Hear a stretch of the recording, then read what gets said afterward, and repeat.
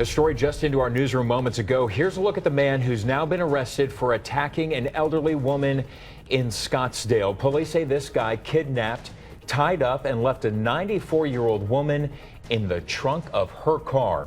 Police announced this arrest just a few hours ago. They also released new details about the suspect's motive. Well, 3TV's Derek Stahl is live from the community where this crime took place near 68th Street and Camelback. Derek?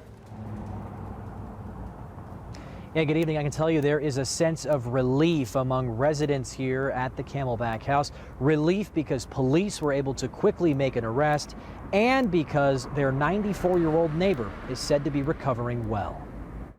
From the crime to the composite sketch to an arrest in 1 week, Scottsdale police say their case really came together because of evidence found in the victim's car. About 24 hours ago, our crime lab was able to obtain a fingerprint off the vehicle, along with some additional evidence that was found in the trunk that linked to Ian Nielsen. Police say Ian Michael Nielsen talked his way into the 94-year-old victim's home last week using a ruse, then stole money from her.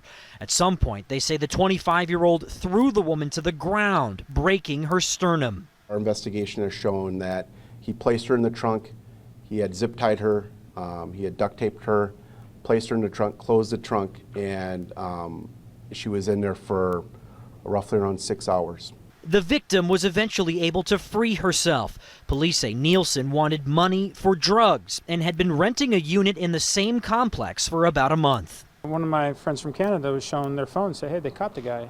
And I was sitting on the other side of the table and I mentioned, hey, that kind of looks familiar, let me see that. And I've seen the guy around. Did you interact with him ever? No, I think I was going hiking on the mountain and I saw him early in the morning. 2 Scottsdale police cars stood guard tonight near the victim's home. Neighbors say the 94-year-old hasn't spoken with them much since she left the hospital.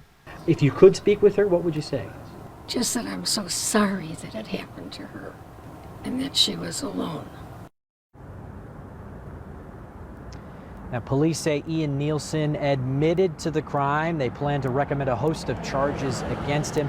Investigators say they're still doing interviews on this case, and they're still reaching out to see if any other people may have been victimized by this man. If you've got any information about that, give Scottsdale police a call. Reporting live in Scottsdale, I'm Derek Stahl for Arizona's Family.